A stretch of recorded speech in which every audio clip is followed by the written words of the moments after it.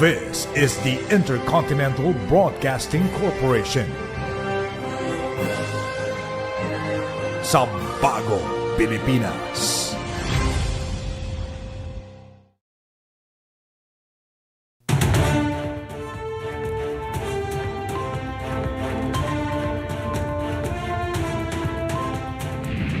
Ngayon, papakita ko dito. Oh, hinara ko naman yung guy. May wrestling ako doon. This is the Senate. Wala silang respeto sa institusyon ng Senado. Request ni Bato, nasamahan ko daw yung pagka-arestuin siya. Nandito ngayon na-arestuin siya. Sino po yung That's why I'm here.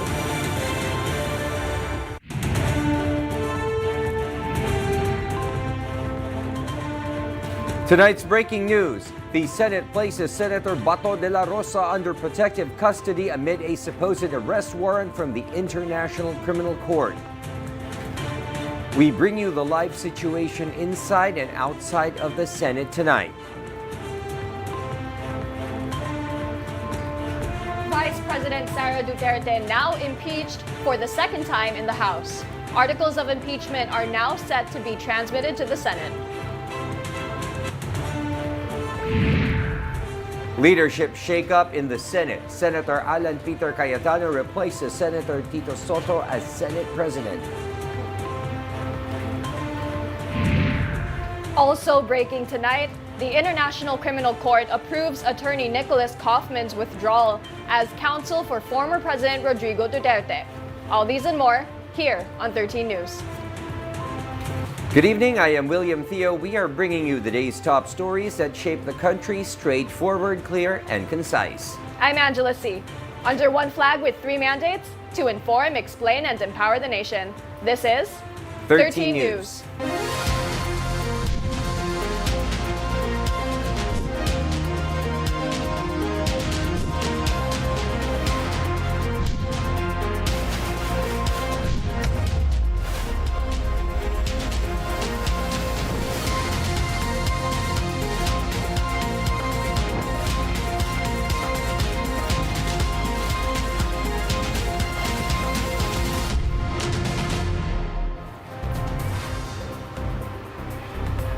You are watching the live situation outside the Senate building tonight, where supporters of Senator Bato de la Rosa and the Duterte family have gathered.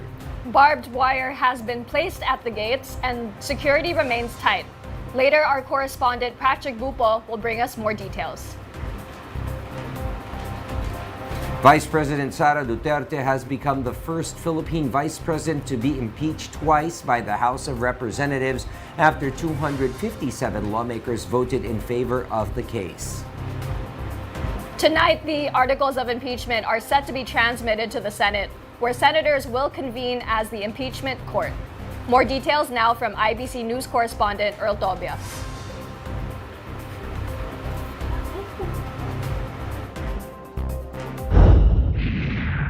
Mr. Speaker, I move to endorse to the Senate the resolution setting forth the articles of impeachment, together with all the annexes pursuant to the rules of House on impeachment proceedings. With an overwhelming 257 affirmative votes, Vice President Sara Duterte has been impeached by the House of Representatives once again. This marks the first time in the Philippine history that a Vice President has been impeached twice. Hawak po natin ngayon ang bunga ng mahabang proseso. Hindi ito nabuo sa isang gabi. Hindi ito produkto ng chismis, galit o sigaw sa social media. Lawmakers who voted in favor of the impeachment stressed that the ball is now in the Senate. House Senior Deputy Majority Leader Lawrence Defensor, Senior Deputy Minority Leader Laila De Lima, and seasoned litigator Representative Shell Jokno highlighted that the Senate doesn't have any choice but to convene as a Senate impeachment court. They argued it would be against the Constitution to reject the case and not proceed to the trial forthwith. Oo, dahil walang sino man, gaano man kataas ang katungkulan, ang dapat mangibabaw sa batas, walang sino man ang dapat makatakas sa pananagutan. Other impeachment supporters also reiterated that the move is not about the 2028 politics, nor a case made out of thin air. Pray that our senator judges be guided by wisdom, fairness, and integrity. Let us pray that they be swayed by their conscience and guided by the evidence before them. Allegations of monetary incentives in exchange of impeachment support were also firmly denied by the lawmakers who backed the impeachment. While we are doing the task, we are called names. Maleta, Crocs, Baklang Iwi. Our integrity was questioned. Paldo na naman. Marami daw nag-withdraw ng boto. At habang nandito tayo sa Kongreso, nasaan si Inday Sara? Tonight, the House plenary has ordered the House Secretary General to transmit the articles of impeachment to the Senate. Earl Tobias, IBC News. The Senate has undergone a major shakeup today, with Senator Alan Peter Cayetano elected as the new Senate President, replacing Tito Soto. But tensions quickly escalated as Senator Bato de la Rosa made a surprise appearance inside the chamber. Live from the Senate, we have on-the-ground IBC Senate correspondent Danielle Madalastas.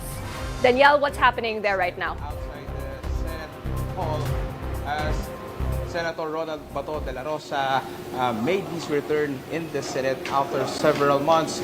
And right now, the Senator, the NBI, and the Senate President are currently under negotiations as report of International Criminal Court warrant of arrest are revealed and released today. It was almost like a movie scene as CCTV footage presented in the Senate session earlier showed Senator Ronald de la Rosa running through the halls before stumbling. This was the first appearance of de la Rosa since his 6-month absence. At the plenary, the senator insisted that individuals had tried to block him from attending the session. Kung ako'y absent, hinahanap na ako ninyo. Sumusweldo. Hindi nagpapakita. Ngayon, papakita ko dito. Oh, hinara ko naman yung guy. Nirestling ako doon. This is the statement. Wala silang respeto sa institusyon ng Senado. Yan lang yung NBI. Ayaw ba Senator ng Republic? Kung hindi ko mapasok, hinahanap nyo ako. Di ba? Ngayon mapasok ako, tatanungin nyo ako bakit ako pumapasok. In a dramatic twist, former Senator Antonio Trillanes showed up in the chamber presenting what he claimed was an International Criminal Court warrant of arrest against De La Rosa. Personal request ni Bato, nasamahan ko daw yung pagka-arestuin siya. Nandito ngayon na arestuin siya. Sino po yung kasama? That's why I'm here. Di ba? Dito yung NBI, arestuin siya. Sam, dyan ka lang sa labas. NBI by virtue of the ICC warrant, sir? Area ko, Sam. Dyan ka lang sa labas. Nakita ko yung warrant sa But newly elected Senate President Alan Peter Cayetano said they won't allow Senator Bato's immediate arrest. They instead placed De La Rosa under protective custody. Outside the Senate building, tensions also escalated. This involves members of Office of Sergeant-at-Arms and believed to be members of the National Bureau of Investigation, resulting in a scuffle. One OSA member was seen with head wounds. Before the chaos, the Senate underwent a leadership shakeup. Senator Joel Villanueva moved to declare all leadership positions vacant, paving the way for Cayetano's election as Senate President, replacing Senator Tito Soto.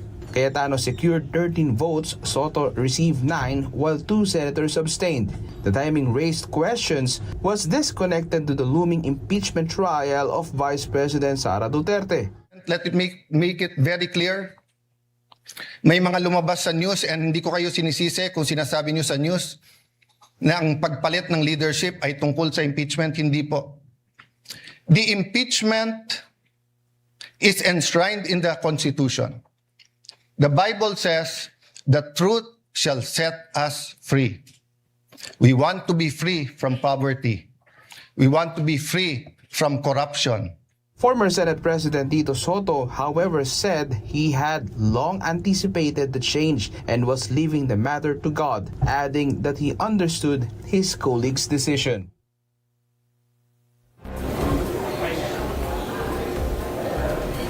Angela, NBI Director Melvin Matibag just concluded his interview with the media, and it seems like there will be no arrest happening tonight on Senator Ronald Bato de la Rosa. Angela? Thank you for the report, Danielle Manalastas.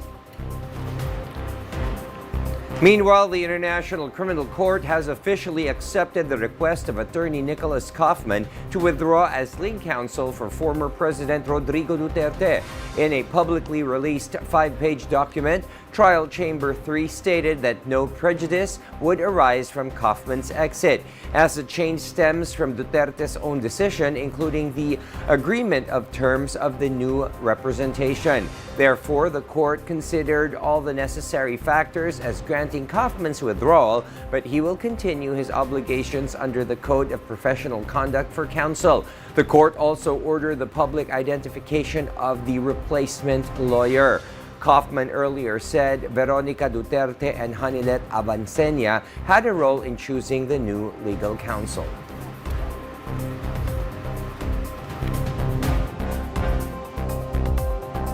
When we return, all Filipino crew members in the ship infected by the hantavirus will now undergo quarantine. Stay tuned. This is 13 News.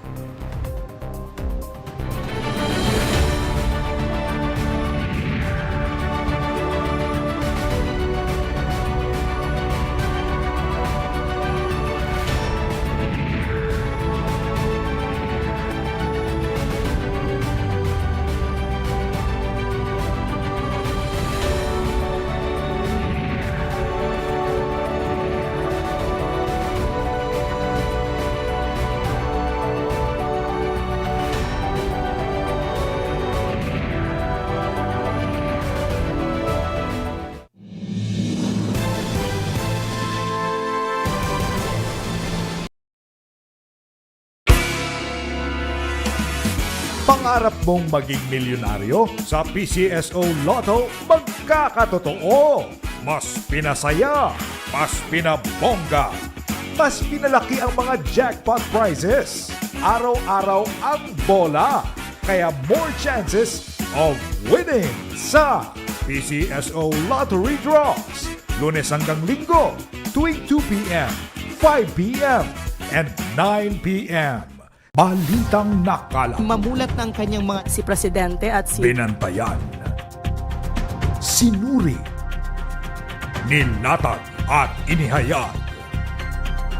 13 sa tanghali, kasama sina Greg Gregorio, Naj Miravalles at Zai Chua. 13 sa tanghali sa ganap na alauna dito sa IBC 13. Are you ready to open your mind? We're tackling topics others won't. There should always be that collaboration between families, the communities, the school. Most of the household, ayaw nilang pag-usapan anything about sex. Or parang parang na-attract sila dun sa industry namin na tigil nyo yan. It's time to stop the stigma and start the science. Because here on Naked Minds, we break the silence. Naked Minds, every Friday, 10 p.m. on IBC 13. Dahil kailangan updated ka sa lahat ng mga kaganapan, 13 Express ang para sa'yo. Posible ring maapektuhan ang pag-budget ng COMELEC para sa susan ng pambansang pulisya. Latest news throughout the day, ihahatid ng tapat at totoo. 13 Express, Lunes hanggang Biyernes sa IBC 13.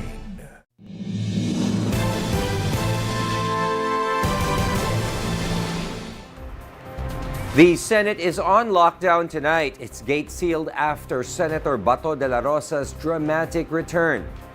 Lawmakers have placed him under protective custody and even ordered the detention of NBI agents accused of trying to arrest him inside the chamber. Live outside the Senate, we have IBC News correspondent Patrick Gupo with the latest. Yes, good evening. William, tension remains high here outside the Senate as the chamber stays under lockdown following the reappearance of Senator Ronald Bato de la Rosa, who resurfaced after 6 months amid Amid reports of an international criminal court arrest warrant. Authorities and supporters gathered outside the Senate complex as security measures intensified throughout the day. The Senate gates remain closed after Senator De La Rosa attended Monday's session under the leadership of newly elected Senate President Alan Peter Cayetano. During the session, senators approved a motion placing De La Rosa under protective custody and ordered the citation in contempt and detention of National Bureau of Investigation agents who allegedly attempted to arrest the senator inside the Senate premises. At 5 p.m., NBI Director Malvin Matibag arrived in the Senate but failed to gain entry after security personnel enforced a lockdown due to heightened tensions. Earlier, there was a slight tension outside the Senate after Matibag attempted to disperse supporters of De La Rosa and the Duterte family before finally allowing him to enter the vicinity of the Senate. One of De La Rosa's legal counsel, lawyer Jimmy Bondoc, also personally went to the Senate to meet the senator. Initially barred from entering, Bondoc was later allowed access to the premises. According to Bondoc, they have not received any official copy of a supposed ICC arrest warrant and only learned about it through media reports. He also questioned the legality of the alleged warrant, insisting that the ICC has no jurisdiction in the Philippines. Bondoc further argued any arrest attempt could be considered unlawful and may violate the senator's parliamentary immunity. He also warned that the situation could mirror what allegedly happened to former President Rodrigo Duterte. Outside the Senate, the NBI positioned 2 vans near entry points to monitor vehicles entering and leaving the complex, while a Philippine National Police truck arrived to augment security forces. Authorities also conducted visual inspections exiting the Senate grounds.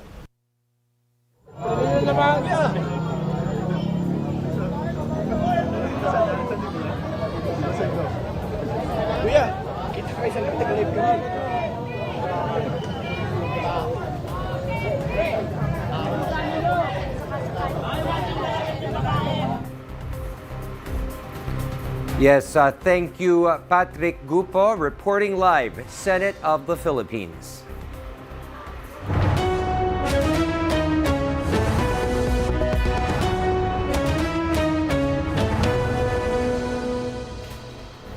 "34 Filipino crew members aboard the cruise ship hit by hantavirus will be placed under quarantine in the Netherlands.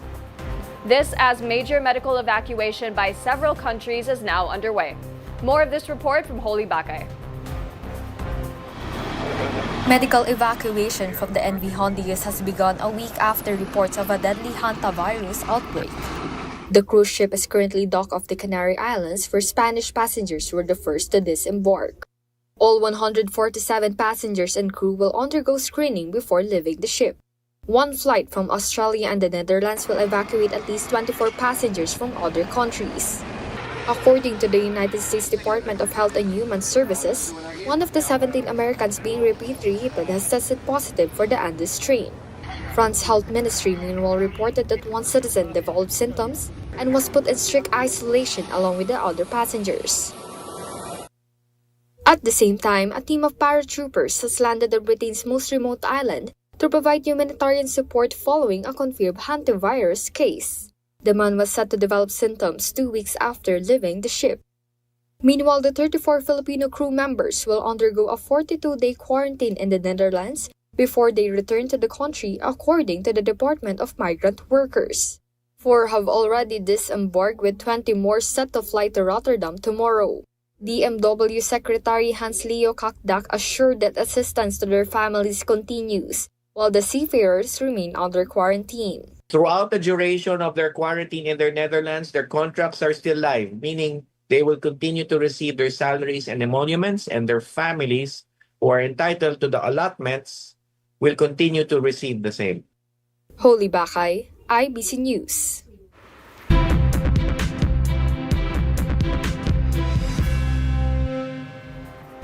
Despite the ongoing economic global challenges, net inflows of foreign direct investments, or FDI, to the Philippines jumps to $590 million in February this year. A quick note to everyone that FDI covers investments by foreign investors in Philippine companies in which they own at least a 10% stake.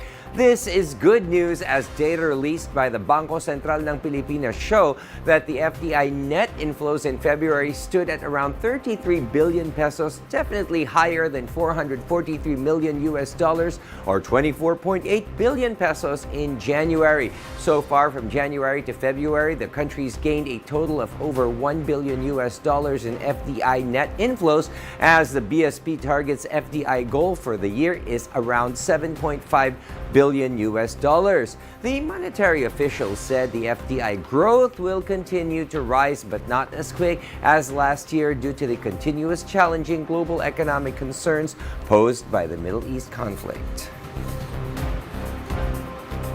Meanwhile, President Ferdinand Marcos Jr. has welcomed Paraguay President Santiago Peña Palacios in the country as both leaders held a historic bilateral meeting at Malacañang, deepening diplomatic ties for the two nations. The talks highlight optimistic expanded partnership opportunities in key areas like trade, agriculture, investments, renewable energy, and people-to-people exchanges. President Palacios also expressed interest in broader engagement between ASEAN and Mercosur, while signaling its intention to join the Treaty of Amity and Cooperation in Southeast Asia, or TAC.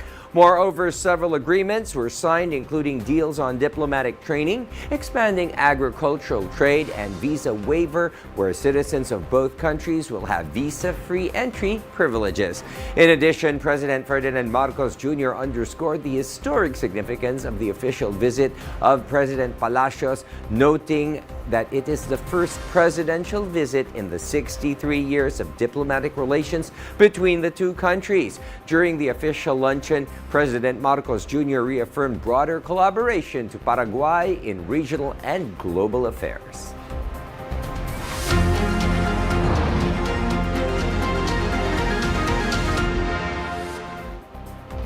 Danger level heat index was recorded in 31 areas across the country today. In Borongan, Eastern Samar, apparent temperatures reached 48 degrees Celsius. 45 degrees Celsius was in Camiling, Tarlac, while 44 degrees Celsius of heat index was felt in San Ildefonso, Bulacan, Iba Zambales, and Lawag City, Ilocos Norte. As of tonight, Tropical Depression Kaloy continues to weaken, affecting parts of Visayas and Mindanao region, according to Pag-asa.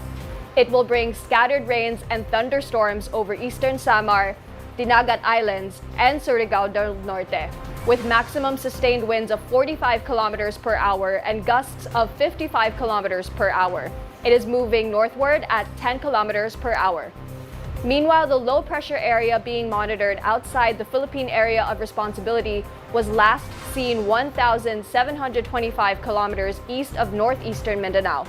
It is unlikely to become a tropical cyclone. When we come back, President Donald Trump slams Iran's response on U.S. newest peace deal proposal. Don't go away. This is 13 News.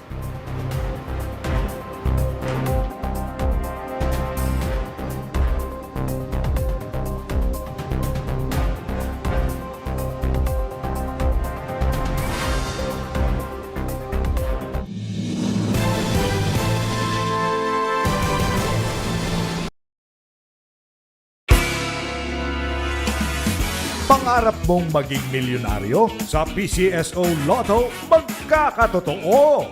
Mas pinasaya, mas pinabongga, mas pinalaki ang mga jackpot prizes. Araw-araw ang bola, kaya more chances of winning sa PCSO Lottery Draws. Lunes hanggang Linggo, tuwing 2 p.m., 5 p.m., and 9 p.m.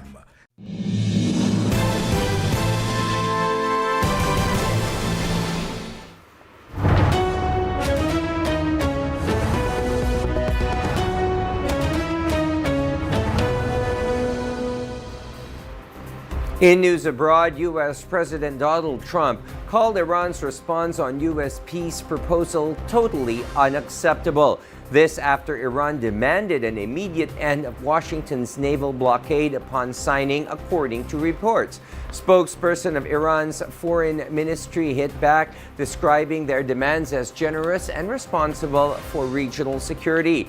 The response maintains the initial memorandum of understanding, followed by conditions to release Iranian assets that have been frozen due to U.S. pressure. This latest development comes amid plans of a 30-day window for negotiations if both agree on the initial deal.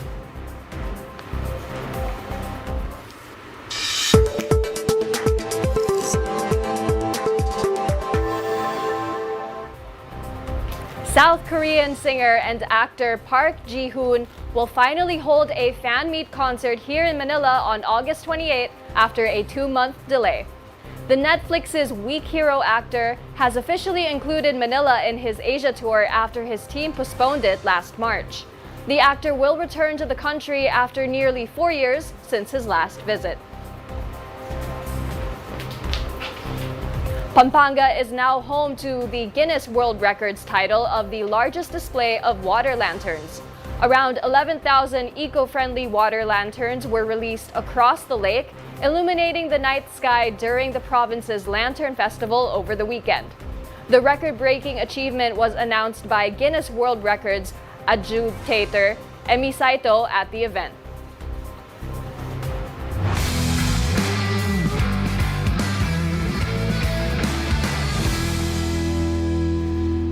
After a hardcore finale, the LaSalle Lady Spikers secures the UAAP Season 88 victory against the NU Lady Bulldogs. The Lady Spikers dominated the Lady Bulldogs with a score of 25-22, 25-16, 25-16, completing a 16-game sweep in UAAP Season 88. The victory marks the 13th overall championship title of LaSalle in UAAP women's volleyball history. And here are the results of the 9 p.m. draws from the PCSO. For the Mega Lotto 645, the winning numbers are 19, 21, 39, 41, 38, and 44 with a jackpot prize of 15 million pesos. For the Grand Lotto 655, the winning combination is 40, 52, 32, 46, 20, and 7 with a jackpot price of 95,026,257 pesos and 54 centavos. For the 4D Lotto, the winning combination in exact order is 6, 5, 1, and 6. For the 3D Lotto, the winning numbers are 3, 0, and 8.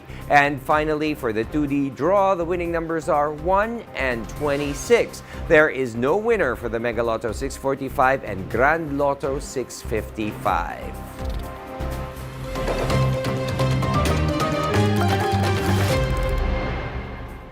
Tomorrow, May 12, oil companies will implement mixed price adjustments on its petroleum products. Gasoline is up by 47 centavos per liter. Meanwhile, diesel prices will go down by 9 pesos and 57 centavos per liter and kerosene by 13 pesos and 30 centavos per liter.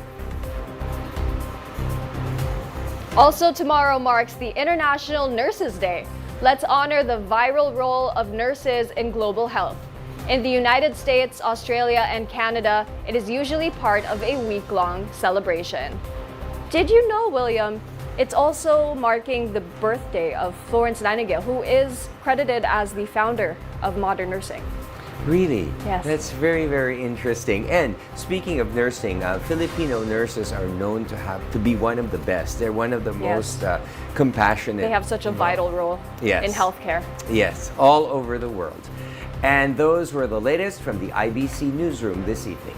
We'll continue to monitor the stories that matter and bring you updates as they develop. I'm Angela C. And I'm William Thio. This is 13 News. Enjoy your evening, everyone. There was supposed to be I don't think there was supposed to be a banter to say.